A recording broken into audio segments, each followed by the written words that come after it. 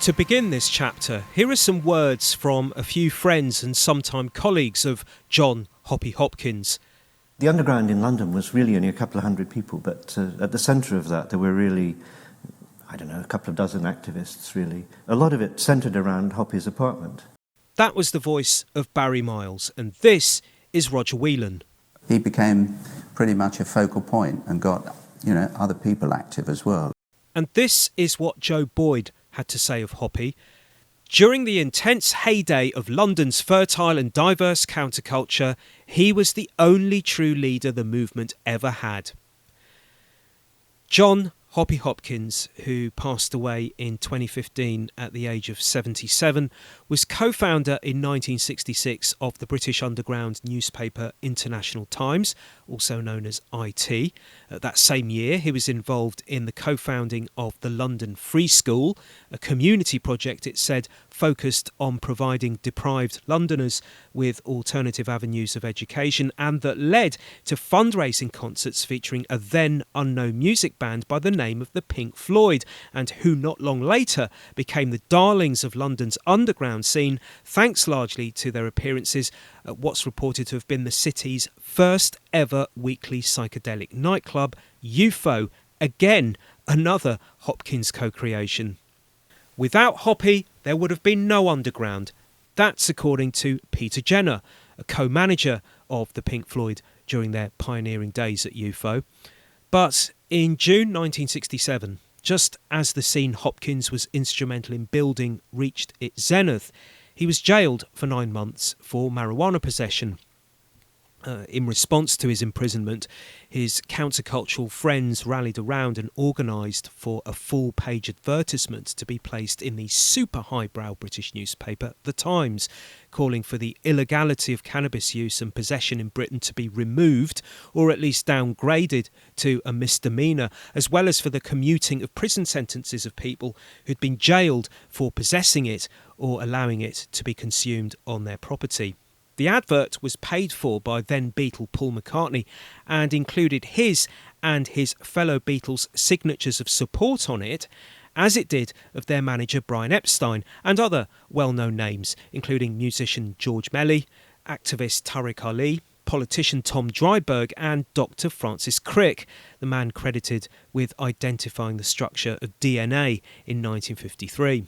The full-page ad appeared in the paper in July 1967, but no announcement that Hopkins would be freed early came because of it.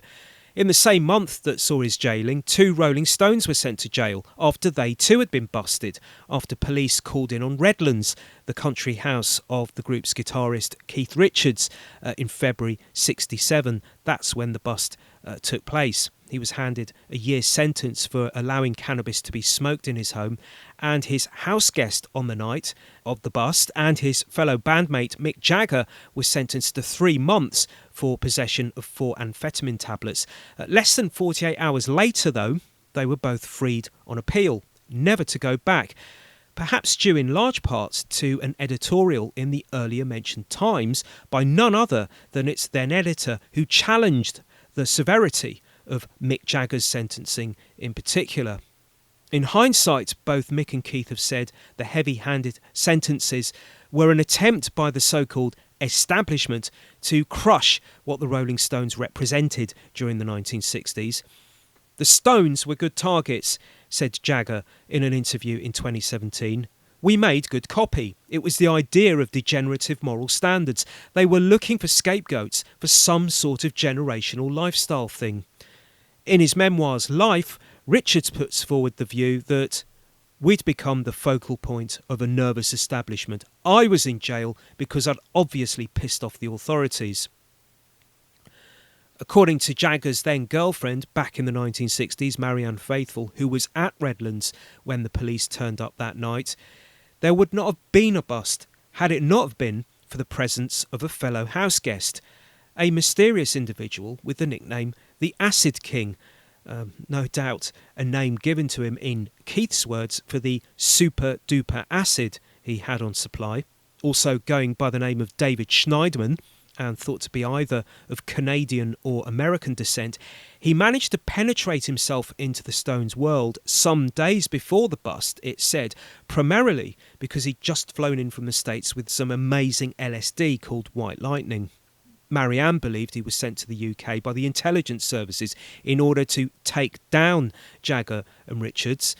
When the law came knocking at the door of Redlands on that night, Marianne later claimed that Schneiderman sat there with his briefcase, in Marianne's words, almost the classic dealer's suitcase you'd see on any cop show, and they didn't examine one thing in it.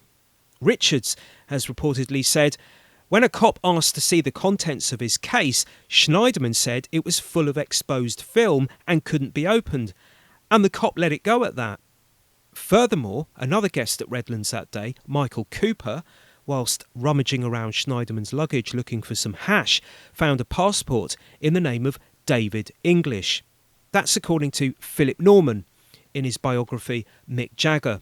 The author also spoke with Maggie Abbott, a British film agent who befriended a TV producer in Los Angeles in the 1980s by the name of David Jove, but who confided to her that his real name was David Schneiderman, aka the Acid King.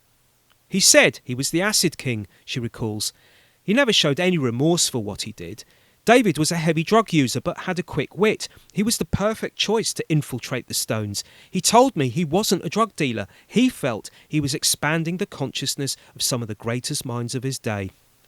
In an article for the news source The Mail Online, Norman claims that Jove, English, Schneiderman, whatever his name was, told Maggie Abbott that prior to the Redlands bust, he'd arrived in the UK in January 1967 as a failed TV actor after having drifted around Europe, and London was his final stop. He landed at Heathrow Airport in London and he was caught there with drugs in his luggage, and he expected to be thrown into jail and instantly deported. Instead, British Customs handed him over to, in Philip Norman's words, some heavy people who hinted that they belonged to MI5, and they told him that there was a way out of his predicament, and that was to infiltrate the Rolling Stones, supply Mick Jagger and Keith Richards with drugs, and get them busted. Taking this all into account, and assuming it's true, it's a bit odd, don't you think, that a newspaper so steeped in the establishment, such as The Times, should have so willingly argued for the cause of a Rolling Stone jailed on drugs charges, not to mention allowing the publishing of the full-page cannabis ad in the aftermath of the jailing of John Hopkins. At the time of Mick and Keith's sentencing, The Times was under the ownership of Roy Thompson, first Baron Thompson of Fleet, no less, and he'd purchased the paper in December of 1966 from the Astor family dynasty, a family with a trail of barons, viscounts and lords behind it. Earlier in the decade, in 1961 to be exact, it was at the palatial English residence of William Waldorf Astor II, 3rd Viscount Astor, that showgirl and alleged prostitute Christine Keeler was introduced to then British Secretary of State for War John Profumo during a social gathering. Not long later, she embarked on an affair with the married politician, whilst, it said, also involved in sexual liaisons with a Soviet naval attaché and alleged KGB spy, Yevgeny Ivanov. Fast forward to late 1962 and into early 1963, and this secret three-way relationship snowballed into a Cold War-flavoured media sex scandal in Britain. The newspapers were filled with reports of Keeler's sexual exploits and top-secret espionage allegations, or sexpionage, as one magazine headlined it at the time. And coming when it did, in those black and white days of the early 60s, the Profumo affair, as it was called, is said to have opened the way clear for the permissive society to come rolling through. In other words, the decade was about to swing. Mandy Rice Davis, an old showgirl friend of Christine's and who was also embroiled in the headline-grabbing allegations, said of those days back in the early 60s when the swinging was yet to begin, "If I fancied somebody and somebody fancied me, we went to bed. I felt I was part of the vanguard movement into the more liberal future. Would it be too far-fetched to suggest that maybe this had been consciously steered in this direction, towards this, in Mandy Rice Davis's words, liberal future, by the secret culture shapers, as perhaps the Times newspaper might have been in 1967 with its decision to allow the full-page ad arguing for the relaxation of cannabis laws and its editorial calling for lenient treatment of a Rolling Stone jailed on drugs charges. For all the proselytising that the 60s counterculture was battling against the monolithic order of the establishment, the injustices and prejudices that it slammed down not only on the issue of drugs, but also race, especially in the US, homosexuality, which was illegal in England for most of the 1960s, the working classes, freedom of expression in arts and entertainment, and those protesting against wars and military interventions by Britain and the US, especially in Vietnam, but not exclusively limited to there. You don't need to scratch too much beneath the surface to see that the divisions between the movers and shakers within the underground and the powers that be, tooled up with their armies, police, intelligence services, think tanks, universities, psychologists, psychiatrists, anthropologists and non-governmental organisations, were not as distant from one another as we're led to believe. In actual fact, they were intermingled, related. They existed within one another. Some of the countercultural players I've already mentioned, Marianne Faithfull and Peter Jenner, to note just two, and who'll be highlighted in later chapters, are very much a case in point, as is John Hopkins, the doyen, as he's been described, of London's underground movement. We have to seize the moment to think for ourselves, question authority and make a better world, he's reported to have said. Noble words, but from a man whose early background was surrounded by the machinery of authority and establishment. John Victor Lindsay Hopkins was born in Slough, England on August 15th, 1937. His father, it's reported, was a naval engineer.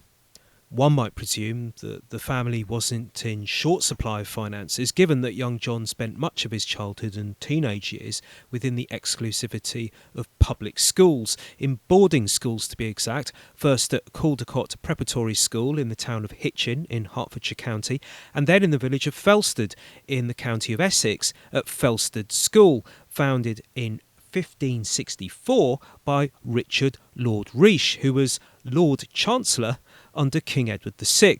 Former pupils at Felsted include Major General William Goodday Strutt, Governor of Quebec between 1762 and 1848, General Sir Alfred Gaisley, former aide-de-camp to Queen Victoria, Brigadier John Murray Rymer Jones, Assistant Commissioner of London's Metropolitan Police between 1950 and 1959, Major General George Peregrine Walsh, Director of Weapons at the British Government's War Office between 1949 and 1952, Anthony Morris Brooks, Intelligence Officer and Undercover Agent in France during World War II, Fergus Cochrane Dyett, OBE, former British High Commissioner to Zambia between 2016 and 2019, Christopher Lendrum, former Executive Director of Barclays Bank plc, and Nicholas Gold, formerly Managing Director of ING Bank and Baring Brothers.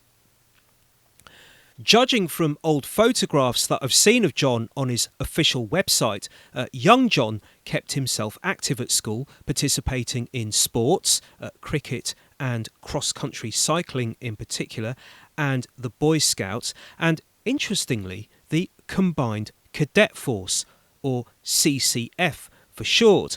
Formed in 1948, it's a youth organisation that operates in conjunction with the UK's Ministry of Defence. It works within schools offering, according to the UK government's own words, military-themed and adventurous activities. Hopkins may well have benefited from its aim to instill, in the words of the British government, skills such as leadership in its cadets. All of Britain's armed forces are active in the CCF, the Army, Royal Navy, Royal Marines and the Royal Air Force, RAF for short. Felsted School was one of the first to welcome it into its fold when the original incarnation of the combined cadet force began in 1859, developed by then Secretary of State for War Jonathan Peel and operating under the moniker at the time of the Cadet Corps. Hoppy fared well by the looks of it, donned as he is here in a sergeant's uniform.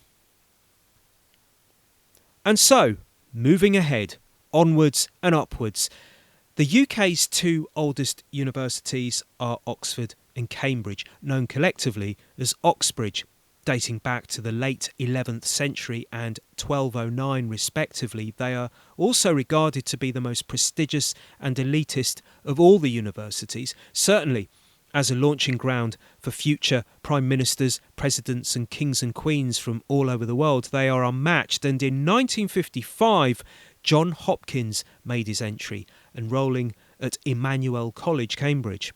Previous attendees of the university included future monarchs Edward VII and George VI of the United Kingdom, and fellow royals Prince Albert Victor, eldest child of the Prince and Princess of Wales, later King Edward VII and Queen Alexandra, and Prince William Frederick, Duke of Gloucester and Edinburgh, great-grandson of King George II of Britain. He also attended. Also, British Prime Ministers-to-be Stanley Baldwin, Arthur Balfour and William Pitt. They attended Cambridge.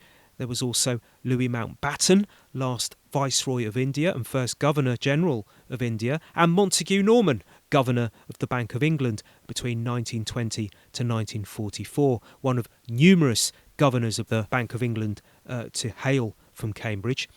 As for Hopkins, he was by no means the exception among his countercultural compadres in going to Cambridge or public school. For all the talk of a counterculture, a movement opposed to the injustices of the establishment, it would appear that a substantially high number of the underground movers and shakers had been to Oxbridge and or prestigious boarding schools, the training grounds of that very establishment. In a bid to illustrate just how substantial, I will mention from here on in, even if only in passing, whether key participants of London's 60s Underground came from an Oxbridge public school background. Keep count of these names and then tally up the total at the end and judge just how substantial for yourself. Hopkins said he entered Cambridge on a scholarship, reading physics and maths. According to his official website, he took a degree in natural sciences there, although he spent, according to his official website, most of his time playing piano. He played in a traditional jazz band and frolicking with women. But it would appear the female of the species hadn't always been on his radar. According to an interview he gave for a book authored by fellow member of the London Underground Jonathan Green, to quote Hopkins, "When I was at public school, I was what is now called gay, because that was the style, and that was great. And when I was at Cambridge, it took me a while to get into women." Now, whether for Hopkins being gay during those days meant going no further than merely play acting, in other words, teenage exhibitionism, merely acting out a persona, following the style, in his words, or whether it was actually a genuine desire to explore his sexuality, homosexual practices among young boys in English public schools is a normality going back generations. However, and as will be noted in at least one future chapter, allegations of sexual abuse in boarding schools is nothing unusual either. But what of his decision to take a job with the Atomic Energy Authority as a reactor physicist following his graduation from Cambridge? What was this future doyen of London's underground thinking that he decided to go and work at the Harwell nuclear site in Oxfordshire, built with the support of the British government on top of what was once an airfield used by the RAF? He claims the job was his way of avoiding compulsory conscription into the national service. The national service during the 1950s, what happened was physically fit males between the ages of 17 and 21 in Britain had to serve in one of the armed forces for an 18-month period unless they were students or otherwise employed by the government overseas or in positions regarded as essential to the running of the country. This included teachers, miners, agricultural workers and science graduates involved in the development of atomic energy. But for Hopkins, who'd participated as a teenager in the combined cadet force and so effectively rising to the rank of sergeant, why wasn't the prospect of 18 months of army life welcoming? You would have thought it might have been, right? Who knows, maybe the grinding, aching discipline didn't appeal, or perhaps he feared he'd be flown off overseas to defend a dangerous British outpost somewhere. But why work at the Harwell nuclear site? He could have gotten a job working on a farm or, thanks to his university credentials, as a teacher if he wanted to avoid conscription. That is, unless these were decisions that were not of his own making. He entered the prestigious Emmanuel College, Cambridge, on a scholarship, he said. So perhaps his parents were not as financially independent as one might assume. To be more precise, did his mother and father even possess the funds to afford his fees to board at Caldecott and Felsted when he was a child? Or was there an outside source paying the way, a benefactor of some shape or form? And if there was, why? What was the payback for investing in this young man? And where exactly did his scholarship for Emmanuel College come from? For generations, there have been massive contributions made to Cambridge University by the notorious Rockefeller dynasty. It was David Rockefeller who stated in his memoirs in 2002, "For more than a century, ideological extremists at either end of the political spectrum have seized upon the Rockefeller family for the inordinate influence they claim we wield over American political and economic institutions. Some even believe we are part of a secret cabal working against the best interests of the United States, characterising my family and me as internationalists and of conspiring with others around the world to build a more integrated global political and economic structure. One world, if you will. If that's the charge, I stand guilty and I am proud of it." Through its Rockefeller Foundation, founded in 1913, the family has provided fellowships to what must now amount to thousands of individuals, especially in the sciences, Hopkins's speciality in university. Not that there's any proof he was one of the recipients or that there was any interest paid in observing his work at Harwell, even though in the United States, certainly during the late 1940s and into the 1950s, the Rockefeller Foundation was funding studies into the possibilities of commercial nuclear energy, a concept in its formative stages at the time, following the dropping of the 2 atomic bombs on the Japanese cities of Hiroshima and Nagasaki at the tail end of World War II in 1945. Records in the Rockefeller Foundation's vaults show that funds were pumped into assessing, in their words, the economic aspects of atomic energy, also the likely impact on industries and agriculture, and in their words again, the social implications and the effects of radiation upon man and his environment, including its medical uses, such as for X-rays. The name of Rockefeller will appear elsewhere in these dark depths. As for Hopkins, think of the early years of his life as an orchestration, a concerted plan with the design of preparing him for his role in the transformation of British society in the 1960s. His public school education and the possibility of gay sex abuse by teachers or older pupils there, his stint in the combined cadet force, his time at Cambridge and his job at Harwell, all necessary steps along the way to an ultimate objective a little later on in life, and with yet more to come in between. And so it was.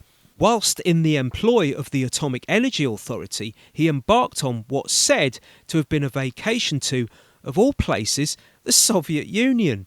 This was 1960, the height of the so-called Cold War, And here was a nuclear physicist working for the British government making plans to holiday in a communist state. We're told the trip was the idea of some art college students in the town of Cheltenham, but for the excursion to pay its way, the students needed some extra passengers, and so a notice was put up in one of the colleges at Oxford University, where it just so happened Hopkins was involved with a woman at the time, and he saw it. He saw this notice and replied to it.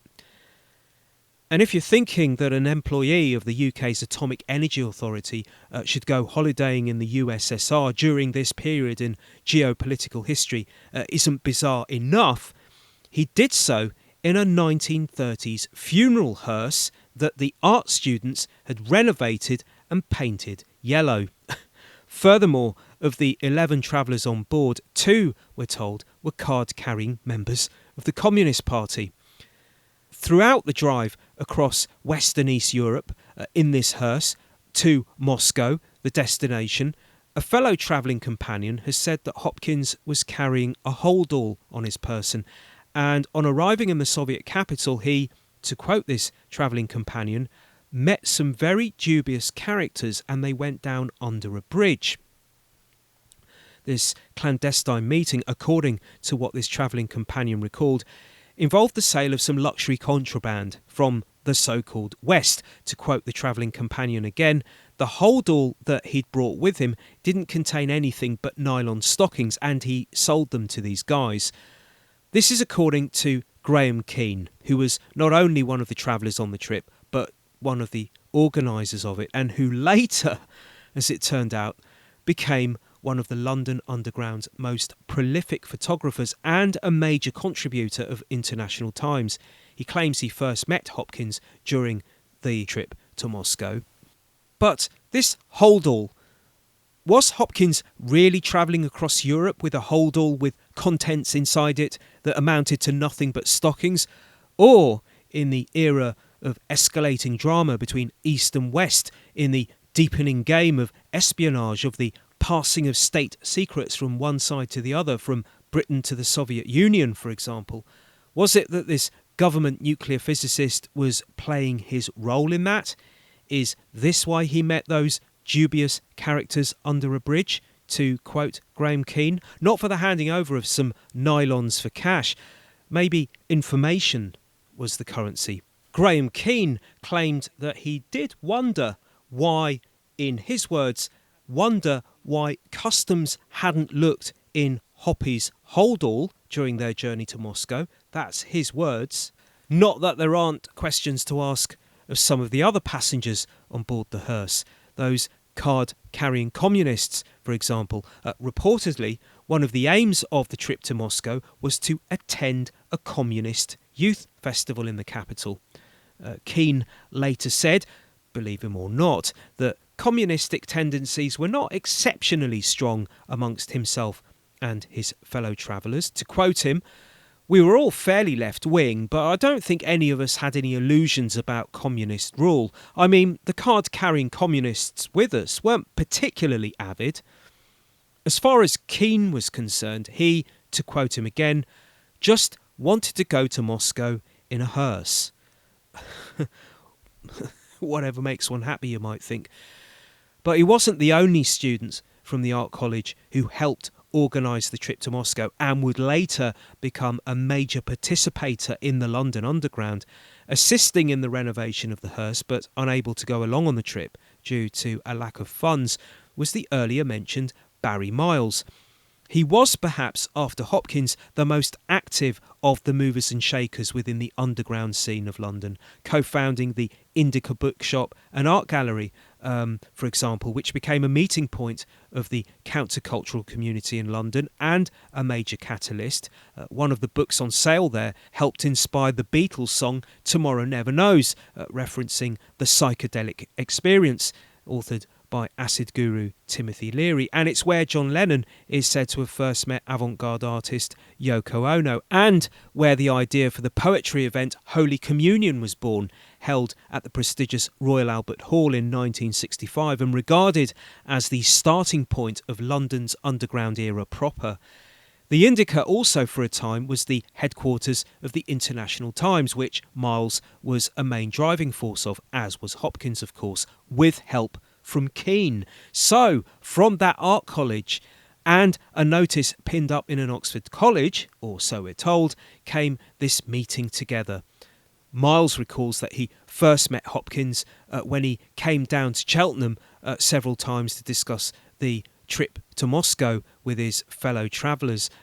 Cheltenham was also the home of a pre-fame Rolling Stone, its founder Brian Jones. So, for a town with a population, according to figures in 2021, of approximately 118,000, it produced a considerable share of 1960s trailblazers then. What's the odds of that? Two of the central operators of the alleged social engineering project that was the Underground of London, and the founder of one of the bands that provided its influential soundtrack, all hailing from this same location, and its art college, where Keane and Miles were readying the hearse for its trip to Soviet Moscow, was roughly some 2 miles away from the Intelligence and Security Organisation Government Communications Headquarters, or GCHQ for short, based in Cheltenham since the 1950s. According to Miles in his book London Calling, which is an extensive retrospective on the cultural life of the city, and I quote, Hoppy somehow got separated from the others in Moscow and was eventually deported by the Soviet authorities. Then, on his return to Britain, it's claimed, what with him being in the employ of the British government as a nuclear physicist, he was effectively hauled in by MI5 and debriefed at great length, suspected of being a Soviet spy. He's said to have fitted the profile of one perfectly. It is perhaps worth asking how and why it is he somehow got separated from the others in Moscow. What did he get up to there when his fellow travellers were out of view? After a 5-hour grilling by MI5, claims Miles, Hopkins was cleared of suspicion and then offered a job spying for them, an offer he refused, or so we're told. In the aftermath of Moscow and the said debrief from British intelligence, he parted ways with his job with the Atomic Energy Authority.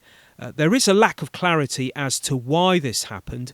The MI5 grilling has been cited as a reason. He sensed that the time was right to leave. That's according to Barry Miles in London Calling. However, the earlier mentioned Joe Boyd claims that after the trip to Moscow, Harwell stripped Hopkins of his security clearance. Hopkins himself has said that he chose to leave the job after it got, to quote him, rather boring and also a little bit hair-raising, but he didn't elaborate on what he meant by that exactly.